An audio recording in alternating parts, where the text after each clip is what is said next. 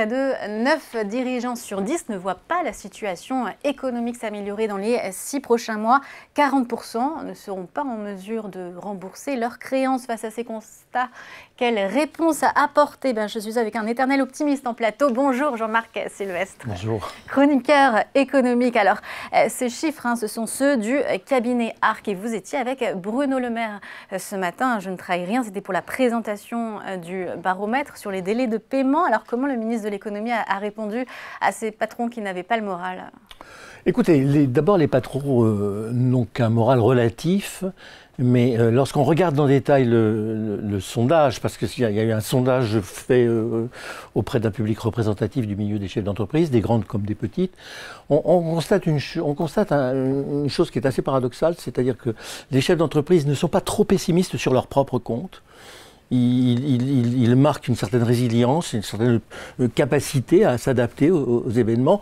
En revanche, ils sont assez pessimistes, pour ne pas dire très pessimistes, sur la macroéconomie en général, sur leur environnement économique et social, que ce soit en France, en Europe et surtout, peut-être sur leurs dirigeants. Et surtout dans le monde et aussi sur les dirigeants. Alors qu'il y ait une dimension dans l'appréciation géopolitique, elle est évidente. Qu'il y ait une dimension politique, elle est aussi évidente, mais ça crée un environnement qui n'est pas propice à la prospective.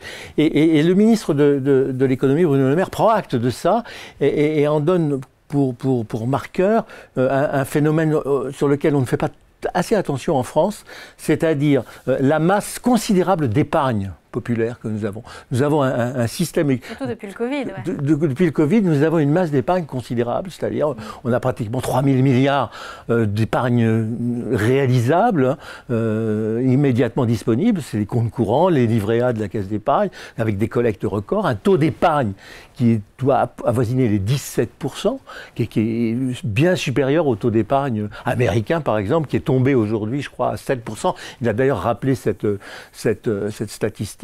Bruno Le Maire, qui était avec son homologue américain il n'y a pas très longtemps, et son homologue américain lui disait nous, aux États-Unis, on a 7% d'épargne et on fait de la croissance. Toi, tu as 17% d'épargne en France et tu as... Quelle solution il a apporté Bruno Le Maire? Il reste droit dans ses bottes. C'est assez étonnant, mais c'est son métier après tout. Droit dans ses bottes, c'est-à-dire que la logique d'offre, il reste fidèle à cette logique d'offre. Et c'est la trame et la colonne vertébrale de la loi de finances qu'il est en train de présenter au Parlement. Alors évidemment, c'est une logique d'offre qui est sous contrainte. Elle est sous contrainte politique d'abord, puisqu'il n'y a pas beaucoup de majorité pour pouvoir faire passer des réformes de fond. Et puis elle est sous contrainte d'une conjoncture internationale qui peut donner qui peut poser des questions et des incertitudes pour l'année prochaine. Ceci étant, il maintient son hypothèse de croissance qui est considérée par beaucoup d'observateurs comme très optimiste, trop optimiste, de 1,4% de croissance l'année prochaine. Et il s'appuie pour ça, d'ailleurs, sur la référence du FMI qui donne pour la France une croissance 2024 de 1,3%. Alors entre 1,3 et 1,4, on est à la marge d'horaire. Eux, pour revenir à la normale, ils estiment qu'il faut attendre un délai de 3 à 5 ans, ce qui est quand même beaucoup plus long. Pour eux, c'est beaucoup plus difficile d'effacer les crises. Les causes, elles sont où, justement? Il y a des causes culturelles, d'abord, parce que la France est habituée à la perfusion. Nous, on a été sous perfusion pendant pas mal de temps, notamment pendant le Covid, un peu après le Covid, et qu'à partir du moment où on retirait, et c'était une perfusion avec un afflux de liquidités, puisque les taux étaient pratiquement à zéro, et à partir du moment où vous retirez ces perfusions, vous débranchez les pseudo-malades, eh bien vous avez effectivement un certain nombre d'entreprises qui ont beaucoup de mal à reprendre l'équilibre, d'autant qu'il y en a beaucoup qui n'ont pas profité de cette période pour réinvestir, pour se moderniser ou pour s'adapter. D'où vous avez une reprise, avec la reprise économique après Covid, on a eu une reprise des difficultés et des faillites. Et quel est le poids justement de ces dispositifs, par exemple le PGE, là, les fameux prêts sur la situation de ces entreprises? Est-ce que aujourd'hui ils sont dans la situation de devoir les rembourser? Est-ce que cela pèse et à quel point? Écoutez, pour l'instant, d'après les chiffres que donne le ministre, plus de 95% des PGE ont été remboursés sans problème. Alors il reste une marge de PGE qui ont demandé des moratoires, qui ont demandé une prolongation de 2 ans, donc on ne sait pas ce qui peut se passer pendant ces 2 ans, mais apparemment, visiblement, moment, la situation c'est pas trop mal passée. Alors, il y a eu des grandes défaillances hein, qui ont été très spectaculaires, très visibles. Je pense à Casino notamment, ou même beaucoup dans la distribution, dans la restauration. Mais on a aussi, ça c'est un paradoxe, un taux de natalité des entreprises très fort. On a un taux de mortalité fort, mais on a un taux de natalité qui est très fort. C'est très schumpeterien la situation française hein, aujourd'hui. Il y a une destruction créatrice d'entreprises. Et c'est vrai que les mises en redressement judiciaire ces derniers temps, surtout aussi dans le textile, elles ont été assez... Et dans le bâtiment. Dans l'habillement, on a eu Pimki, Jennifer. Ça, c'est l'effet mur des faillites. Ça veut dire qu'il faut s'attendre encore à ce qu'il y en ait d'autres. Il peut y en avoir d'autres, on va voir, parce qu'il y en a beaucoup qui ont aussi demandé une prolongation pour le remboursement du PGE. Donc on va voir dans la façon dont l'échéance se passe. Ça va durer à peu près 1 an et demi, 2 ans. Mais il peut y en avoir d'autres dans les 2 ans. Mais ça c'est très visible parce que ce sont des marques très fortes.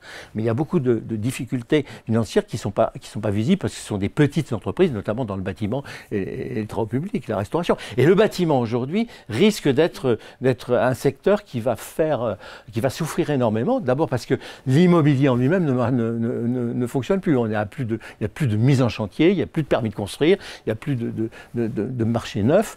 Le marché de location, il est bloqué. Donc si le marché de location est bloqué, le marché de la restauration des appartements est bloqué. Tout ça dans un contexte qui nécessiterait énormément d'investissements si on veut notamment respecter la contrainte écologique de mise aux normes écologiques des bâtiments. On est en panne de ce point de vue-là. Dans le bâtiment, plus beaucoup de petites entreprises, donc ça fera tout de suite un chiffre très important. Alors là, c'est un ressenti aussi des dirigeants qui ressort dans ce baromètre, le désengagement des acteurs traditionnels, les banques, les réassureurs. Comment ça s'explique et qui peut venir en soutien alors du coup des entreprises? Alors ça va être très compliqué parce que les assurances-crédit, effectivement, ont tendance à se désengager dès que le dossier devient un peu compliqué. Les banquiers commencent à regarder les dossiers de près. C'est lié à quoi? C'est lié à 2 choses. D'une part, à la hausse des taux d'intérêt. Hein, vous êtes quand même passé des taux d'intérêt quasiment 0 à aujourd'hui 4% quoi, en moyenne. Et puis, c'est lié au fait que les entreprises n'ont pas forcément les garanties en fonds propres pour pouvoir asseoir leur crédit de trésorerie. D'où un allongement des délais de paiement pour certains. De 12 à 15 jours de retard. Oui, enfin, oui, c'est 3 jours, 4 jours. Quoi. Bon, on est dans la moyenne des pays européens. Si on fait la moyenne entre les pays du Nord qui se comportent très bien, les pays du Sud qui se comportent eux très très mal, on est à peu près dans la moyenne. Donc c'est pas forcément un manque catastrophique. Ça révèle un problème, un manque de fonds propres pour ces entreprises. Et puis ça révèle aussi une nécessité pour les entreprises de trouver des modèles économiques qui soient plus rentables.